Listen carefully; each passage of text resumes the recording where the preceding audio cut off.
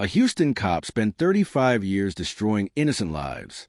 When his lies finally caught up with him, 2 people died in their own home, and investigators discovered he'd been fabricating evidence for decades. This is the story of Gerald Goines and how the system let him get away with it for so long. Before we dive into the night that exposed everything, you need to understand the scale of this corruption. This wasn't just one bad cop making one mistake. This was a calculated, decades-long operation that destroyed families, sent innocent people to prison, and yes, even crossed paths with George Floyd. But it all came crashing down on January 28, 2019, at 7815 Harding Street. Dennis Tuttle was 59 years old. A Navy veteran who'd been honorably discharged after service injuries left him with seizures that rattled through his body without warning. He wasn't working anymore because of his health, but he owned his modest, one-story home on Harding Street in Houston's Pecan Park neighborhood. The kind of quiet block where chain-link fences separate small yards and neighbors wave from their porches. His wife, Rhogena, was 58. She had warm brown eyes and took care of Dennis, helping him manage the seizures that could strike at any moment. She also looked out for her neighbors, the way people do in tight-knit communities. They'd been married for 20 years after a simple courthouse ceremony in 1999. They kept to themselves, lived quietly in their cream-colored house with their dog, and had absolutely no idea what was coming. On January 28, 2019, around 5 p.m., as the winter sun started its descent over Houston, their neighbor, a woman named Patricia Garcia, picked up her phone and made a call to police, her voice tight with urgency. She claimed her daughter was inside the Tuttle home doing heroin with a woman named Reggie. That's what some people called Rhogena. But here's the problem. It wasn't true. Garcia had a bitter, simmering feud with a couple over neighborhood disputes. Trash placement, noise complaints, the kind of petty grievances that fester in close quarters. What police didn't know was that she was swatting them, making a false report to weaponize law enforcement against people she didn't like. The call landed on the desk of Officer Gerald Goines, a 35-year veteran of the Houston Police Department's Narcotics Division. His badge number was 6248. He had a weathered face, graying hair, and the kind of credibility that came from 3.5 decades on the force. He'd been shot twice in the line of duty. He had commendations, awards, respect, and Goines saw an opportunity. What he did next would cost 2 people their lives. To get a no-knock warrant, the kind where police can burst into your home without announcing themselves, without giving you a chance to come to the door. Goines needed more than just a neighbor's complaint. He needed proof of drug activity, hard evidence that would convince a judge. So he fabricated it in his warrant application. The black ink still wet on the page.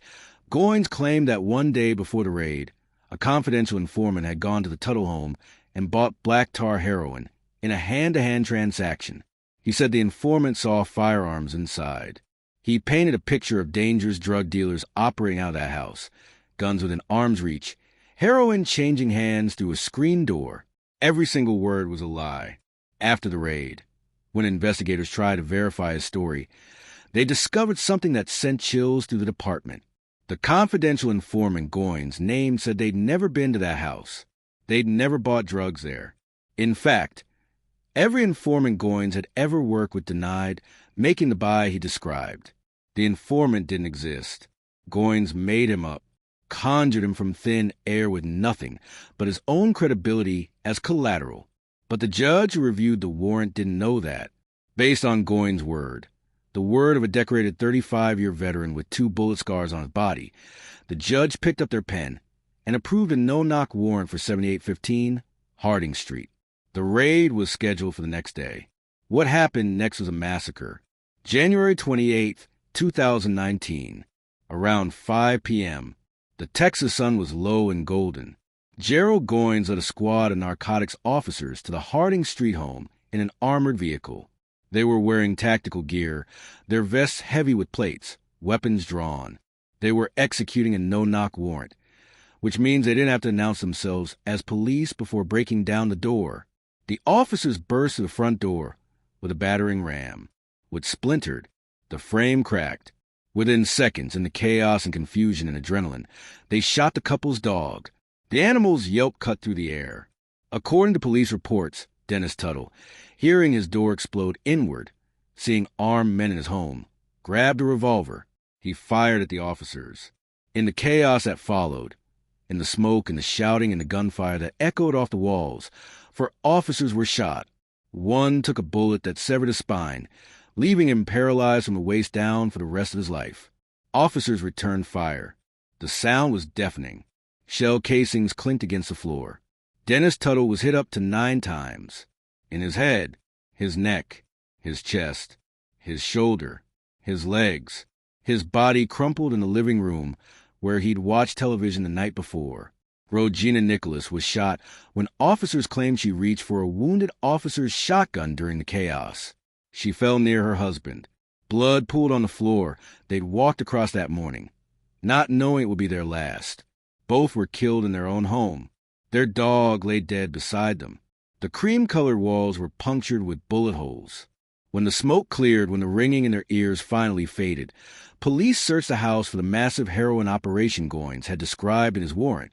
They turned over mattresses, opened drawers, checked every cabinet. They were looking for the black tar heroin, the drug-dealing operation, the evidence that justified this raid. They found 18 grams of marijuana and 1.5 grams of cocaine.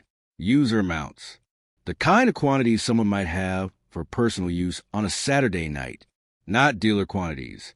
No heroin, no drug operation, no guns being sold, no cash, no scales, no baggies. Just a middle-aged couple who are now dead based on a warrant built entirely on lies. But it gets worse. In the days after the raid, Houston Police Chief Art Acevedo stood before cameras and praised his officers as heroes who'd taken down a dangerous operation. His voice was steady, confident. He talked about the bravery of the wounded officers. But behind the scenes, in the quiet conversations happening in conference rooms and internal affairs offices, questions were already emerging. Why couldn't investigators find the confidential informant Goines claimed existed? Why was there so little drugs in the house? And why did this decorated officer's story keep changing every time someone asked him to explain? By February 2019, just weeks after the raid, the walls were closing in. Goines was relieved of duty. An investigation was launched. And what they found was stunning, sickening, systematic. Gerald Goines hadn't just lied about this one warrant. His entire career was built on fabricated evidence.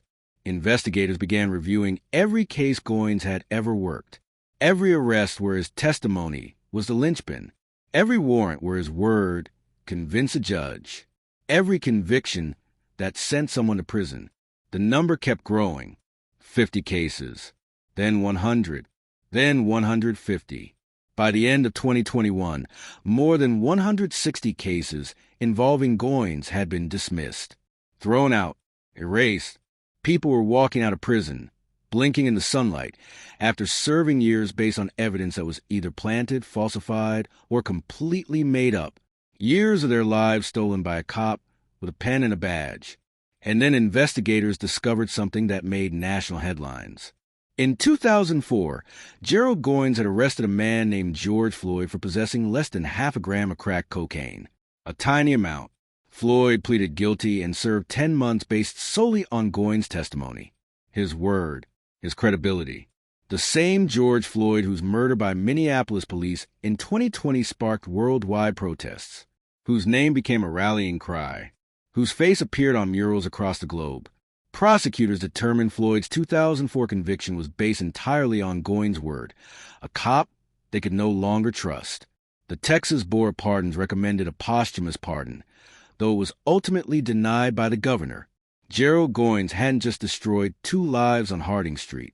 He'd spent 35 years destroying hundreds of lives across Houston, a trail of wreckage behind him, and the system kept handing him more power. But how did he get away with it for so long? Here's what makes this even more infuriating. Goines wasn't some rogue cop working in the shadows, hiding his corruption in back alleys. He was a star. He'd been with HBD since 1984. He'd received accolades and recognition, certificates on walls, handshakes from superiors. He'd been shot twice in the line of duty and was considered a hero, the kind of cop they pointed to in recruitment videos. His word was gold in courtrooms across Houston. When Gerald Goines took the stand, juries believed him. But there were warning signs that were ignored, buried. In 1987, just 3 years into his career, he was reprimanded for confronting someone with a physically intimidating suggestion. Over the years, there were whispers about his cases, questions that never quite got answered. But nothing stuck. Nothing stopped him. Why?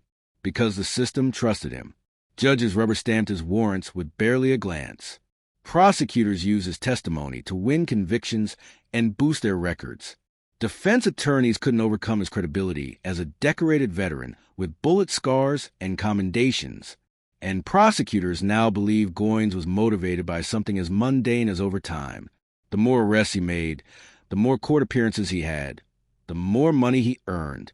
Every fabricated case meant another check, another deposit. It wasn't about justice. It wasn't about protecting Houston. It was about padding his paycheck with fabricated cases and stolen lives. The Houston Police Department's Narcotics Division had become so corrupt that an internal audit of 173 cases found massive oversight failures. No-knock raids were being approved with minimal scrutiny. Officer testimony was rarely questioned. The system had broken down completely, and officers like Goines thrive in the chaos. It took 5.5 years, but Gerald Goines finally faced trial for the murders of Dennis Tuttle and Rhogena. In September 2024, in a Houston courtroom with wood panel walls and fluorescent lights, prosecutors laid out their case, their voices measured and deliberate. Goines' lies directly led to these deaths. He fabricated evidence to obtain a warrant. That warrant led to a violent raid. That raid killed 2 innocent people in their own home. Goines' defense didn't deny he lied. They couldn't. The evidence was overwhelming, stacked in boxes, undeniable. Instead, they argued that felony murder charges were excessive, that he shouldn't be held responsible for deaths that occurred during the raid. He didn't pull the trigger. They said he just wrote the warrant. The jury didn't buy it. After 7 hours of deliberation, voices rising and falling behind closed doors, they found Gerald Goines guilty of 2 counts of felony murder. During the sentencing phase, something bizarre happened. Goines had a medical emergency in court. Paramedics rushed in. He was taken to the hospital on a stretcher. Some reports suggest he may have been planning to take his own life rather than face prison, rather than accept the consequences of 35 years of lies. But on October 8th, 2024, he was back in court for sentencing, his face drawn, his hands shaking. The jury's decision was swift. 60 years in prison. He was also fined $10,000. Goines is now 60 years old. He'll be eligible for parole when he's 90, if he lives that long. Prosecutors said it best. They asked the jury to return to that man all of the life sentences that he has handed out. Harris County District Attorney Kim Ogg called it the most important verdict in Harris County history. No Houston police officer had ever been convicted of murder before. Not once. Not in the entire history of the department. But the story doesn't end with Goines behind bars. His orange jumpsuit a stark contrast to the navy blue uniform he wore for 35 years. The families of Dennis Tuttle and Rhogena have filed civil lawsuits against the city of Houston. As of 2024, the city has spent nearly $3 million defending itself and former police chief Art Acevedo against these claims. $3 million in legal fees while 2 people remain dead. The couple's relatives say they're not fighting for money. They're fighting for answers, for transparency, for the truth about what really happened that day. For Dennis, who served his country and died in his living room. For Rhogena, who took care of her husband and her neighbors and was killed in her own home. And they're still waiting. Meanwhile, the exonerations continue. In 2024 alone, 147 people across the country were exonerated after wrongful convictions. Many involved police lying about evidence, just like Goines, fabricating informants, planting drugs, writing warrants based on nothing but their own credibility. The people convicted because of Goines lost an average of 13.5 years each to wrongful imprisonment, birthdays behind bars, holidays in cells, families growing older without them.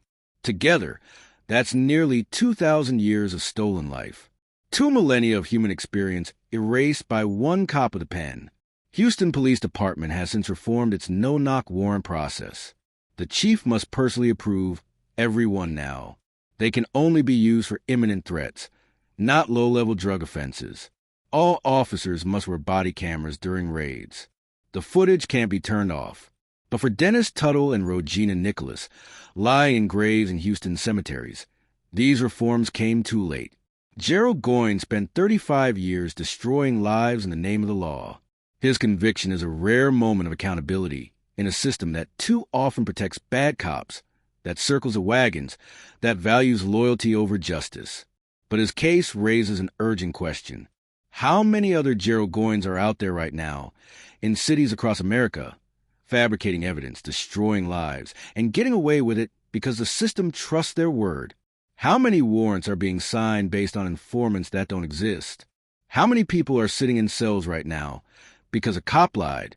That's why your voice matters. Subscribe to stay informed about these stories that the mainstream media moves on from too quickly, that get buried under the next news cycle. Hit the bell so you never miss an update. These stories need to be told. These names need to be remembered. And drop a comment. What do you think should happen to the other officers involved in the Harding Street raid? Should they face charges too? Let's talk about it. Next time, we're diving into another case of systemic injustice that will make your blood boil. You won't want to miss it.